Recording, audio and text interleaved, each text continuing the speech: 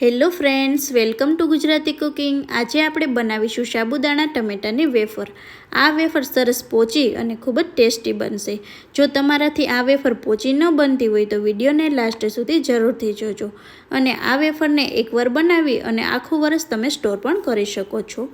Market કરતાં ઘણી સસ્તી અને સરસ પોચી વેફર તમે ઘરે તૈયાર કરી શકો છો। જો પહેલીવાર બનાવતા હશો તો પણ ખૂબ જ સરસ બનીને તૈયાર થશે। મારી રેસિપી તમને સારી લાગતી હોય તો વિડીયોને લાઇક અને વધુમાં વધુ શેર કરજો। તો ચાલો હવે આપણે આ રેસિપીને આગળ વધારીએ। તો અહીંયા સાબુદાણા ટમેટાની વેફર બનાવવા માટે મેં 1.5 કિલો અહીંયા સાબુદાણા લીધા છે। સાબુદાણા છે તે સરસ આ રીતે મોટી સાઇઝમાં આવે છે તે જ લેવાના છે। નાના આવે છે તે સાબુદાણાનો ઉપયોગ નથી કરવાનો। સાબુદાણાને આપણે આ રીતે થોડું થોડું પાણી એડ કરી અને સારી રીતે ધોઈ લેશું, જેથી કરી અને તેની ઉપર એક્સ્ટ્રા સ્ટાર્ચ રહેલો હોય તો તે બધો દૂર થઈ જાય। 3 થી 4 વાર આવી રીતે આપણે તેને સરખી રીતે ધોઈ લેવાના છે। હવે આપણે તેને એક મોટા વાસણમાં લઈ લેશું અને તેમાં આપણે આંગળી ડૂબે એટલું પાણી એડ કરી દેશું અને આપણે આ સાબુદાણાને 5 થી 6 કલાક માટે પલળવા રાખી દેશું, જેથી કરી અને સાબુદાણા છે તે સરસ પલળી જાય। અહીંયા તમારે વધારે પાણીનો ઉપયોગ નથી કરવાનો, નહીંતર તમારા સાબુદાણા છે તે સાવ પોચા થઈ જશે। 5 થી 6 કલાકનો ટાઈમ થઈ ગયો છે ને તમે જોઈ શકો છો સાબુદાણા સરસ છૂટા છૂટા થઈ ગયા છે, તેમાં જરા પણ પાણીનો ભાગ રહેલો નથી અને આ રીતે સાબુદાણાને પ્રેસ કરતાં તે સરસ પ્રેસ થઈ જાય છે। હવે આપણે સાબુદાણા ટમેટાની વેફરની પ્યોરી માટે અહીંયા ટમેટાં લીધા છે। ટમેટાં છે તે આ રીતે એકદમ સરસ દળવાળા આવે છે તે જ લેવાના છે। અહીંયા આપણે જે શિયાળામાં ખાટા ટમેટાં આવે છે દેશી, તેનો ઉપયોગ નથી કરવાનો। આ વેફરમાં હું જરા પણ ફૂડ કલરનો ઉપયોગ નથી કરવાની, તો પણ તમે જોઈ શકશો કે એકદમ સરસ વેફરમાં ટમેટાનો કલર આવી જશે। એટલા માટે ખાસ ધ્યાન રાખવું કે જ્યારે પણ વેફર બનાવો ત્યારે આ રીતે દળવાળા અને એકદમ લાલ ટમેટાં હોય તેનો જ ઉપયોગ કરવો। હવે અહીંયા ગેસની ફ્લેમને ઓન કરી દઈશું અને આપણે સાબુદાણાવાળું આ વાસણ છે તેને એકવાર સરસ રીતે હલાવી લેશું, જેથી આપણા બધા સાબુદાણા છે તે સરસ છૂટા છૂટા થઈ જાય। અને પછી તેમાં થોડું થોડું પાણી એડ કરતા જશું અને હલાવતા રહેશું।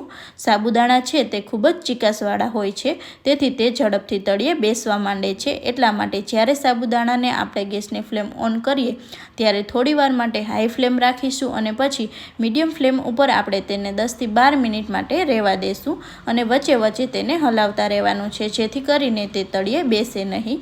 ત્યાર પછી તેમાં 3 નંગ જેટલા લીલા મરચાંની કટકી એડ કરી દઈશું। 2 ટેબલસ્પૂન મરી પાવડર સાથે 2 ટેબલસ્પૂન અહીંયા આખું જીરું લીધું છે, તેને આ રીતે હથેળીથી મસળી અને પછી એડ કરી દઈશું। અહીંયા તમારે સફેદ તલ એડ કરવા હોય તો પણ કરી શકો છો, તેનાથી વેફરનો દેખાવ ખૂબ જ સરસ આવે છે। અને જો વેફરને ફરાળી જ રાખવી હોય તો તલને સ્કીપ કરી દેવાના। આ બધું એડ કર્યા પછી સારી રીતે હલાવી લેશું। ત્યાર પછી તેમાં સ્વાદ પ્રમાણે આપણે નમક એડ કરી દઈશું। જો તમારે વેફર ફરાળી રાખવી હોય તો તમે અહીંયા સિંધાડું મીઠુંનો પણ ઉપયોગ કરી શકો છો। અહીંયા એ વાતનું ખાસ ધ્યાન રાખવું કે ફ્લેમને સાવ મીડિયમ જ રાખવી। ત્યાર પછી અહીંયા ટમેટાની આપણે સરસ પ્યોરી કરી લીધી છે, તેને એડ કરી દઈશું। ટમેટાની પ્યોરી એડ કર્યા પછી આપણું મિશ્રણ છે તે સાવ ઢીલું થઈ જશે અને ટમેટાની પ્યોરી એડ કર્યા પછી આપણે સતત હલાવતા રહેવાનું છે, નહીંતર આપણા સાબુદાણા છે તે ખૂબ જ ઝડપથી નીચે બેસી જશે। તો તમે જોઈ શકો છો કે અહીંયા 50% સાબુદાણા છે તે ટ્રાન્સપરન્ટ થઈ ગયા છે। તો અહીંયા તમે જોઈ શકો છો કે આપણે જરા પણ ફૂડ કલરનો ઉપયોગ નથી કર્યો, તો પણ આપણું આ મિશ્રણ છે તે સરસ લાલ કલરનું છે। એનું કારણ એ હતું કે અહીંયા આપણે જે દળવાળા ટમેટાનો ઉપયોગ કર્યો છે તે એકદમ સરસ લાલ હોય છે, એટલા માટે જ્યારે પણ બનાવો ત્યારે આ ટમેટાનો જ ઉપયોગ કરવો। 5 મિનિટ જેટલો ટાઈમ થઈ ગયો છે અને આપણું આ મિશ્રણ છે તે થોડું ઘટ થવા માંડ્યું છે। તમે જોઈ શકો છો કે આ રીતે તે મિશ્રણ ઘટ થઈ ગયું છે। હવે અહીંયા હું તમને 2 ટ્રીક બતાવીશ કે આપણું આ મિશ્રણ છે તે વેફર માટે પરફેક્ટ થયું છે કે નહીં। પહેલી ટ્રીક એ છે કે વચ્ચે ચમચાને ઊભો રાખતા મિશ્રણમાં ચમચો એકદમ સ્થિર ઊભો રહી જાય છે, એટલે આપણું આ મિશ્રણ છે તે વેફર માટે પરફેક્ટ તૈયાર છે। અને બીજી ટ્રીક એ છે કે બધા જ સાબુદાણા છે તે સરસ ટ્રાન્સપરન્ટ થઈ ગયા હોય। હવે આપણે આ મિશ્રણને 1 થી 1.5 કલાક માટે ઠળવા રાખીશું, જેથી આપણું મિશ્રણ છે તે વેફર પાડવા માટે સરસ થીક થઈ જાય. ગરમ ગરમ મિશ્રણથી આપણે વેફર નથી પાડવાની. તો તમે જોઈ શકો છો કે હજુ અહીંયા 1 કલાકનો ટાઈમ થયો છે અને બધું મિશ્રણ છે તે સરસ ઠંડુ થયું છે. તમે આ મિશ્રણને જે આ સેવ ગાંઠિયા પાડવાનો સંચો આવે છે તેનાથી પણ પાડી શકો છો, અને અહીંયા કોઈ પ્લાસ્ટિકની બેગ અથવા તો પેપરકોનનો ઉપયોગ કરીને પણ વેફર પાડી શકો છો. હું અત્યારે આ પ્લાસ્ટિકની બેગથી વેફર પાડીને બતાવીશ. હું જ્યારે પણ વેફર પાડું છું ત્યારે આ રીતે પ્લાસ્ટિકની બેગનો જ ઉપયોગ કરું છું. અહીંયા તમે દૂધની જે આવે છે નાની થેલી તેનાથી પણ વેફર પાડી શકો છો અને સંચાથી પણ પાડી શકો છો, પરંતુ સંચો બધા પાસે અવેલેબલ ન હોય તો આ રીતે બધા પાસે પ્લાસ્ટિકની બેગ તો અવેલેબલ હોય જ, તો તેનાથી પણ તમે આસાનીથી વેફર પાડી શકો છો. તો તમે જોઈ શકો છો કે આ રીતે તેમાં વચ્ચે થોડું એવું કટ લગાવવાનું છે, એકદમ વધારે કટ નથી કરવાનું, નહીંતર આપણી વેફર છે તે જાડી પડશે.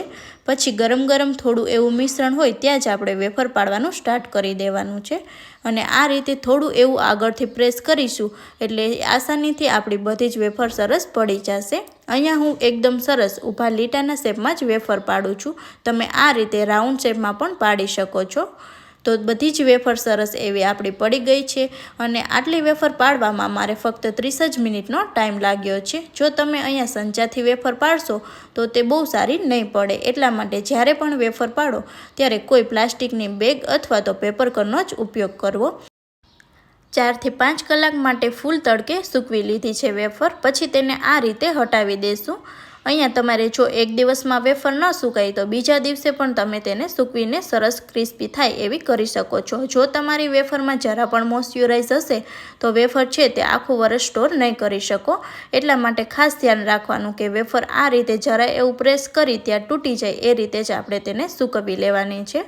અહીંયા જરા પણ ફૂડ કલરનો ઉપયોગ નથી કર્યો તો પણ આપણી વેફર સરસ લાલ બની છે. ચાલો હવે વેફર તો તૈયાર થઈ ગઈ, હવે આપણે તેને તળી લઈએ. અહીંયા એ વાતનું ખાસ ધ્યાન રાખવાનું છે કે જ્યારે પણ આ વેફર તળો ત્યારે ઓઇલને પહેલાં સારી રીતે ગરમ કરી લેવાનું છે, પછી જ તેમાં વેફર એડ કરવાની છે. આ રીતે વેફર એડ કરતાની સાથે જ તરત ઉપર આવે છે અને બધા જ સાબુદાણા ફૂલી ગયા છે. તો આપણી વેફર સરસ મજાની પરફેક્ટ બની ગઈ છે. અહીંયા તમારે આ વેફરને ઝાઝો ટાઈમ માટે તેલમાં નથી રાખવાની, નહીંતર વેફર બળી જશે અને ખાવા ટાઈમે તેમાં કડવાશ અનુભવાશે. એટલા માટે વેફર સારી નહીં લાગે. તો ખાસ ધ્યાન રાખવું કે સરસ ઓઇલ ગરમ હોય ત્યારે જ એડ કરવાની અને ફટાફટથી બહાર લઈ લેવાની. તો તમે જોઈ શકો છો એકદમ સરસ પોચી રૂ જેવી અને વડીલો પણ આસાનીથી ખાઈ શકે તેવી આપણી સાબુદાણા ટમેટાની વેફર બનીને તૈયાર છે. આ વેફર ગરમ ગરમ જ્યારે તળેલી હોય ત્યારે તમે આની ઉપર કોઈ પણ મસાલો એડ કરી અને પછી ખાશો તો આનો ટેસ્ટ છે તે 100 ગણો વધી જશે.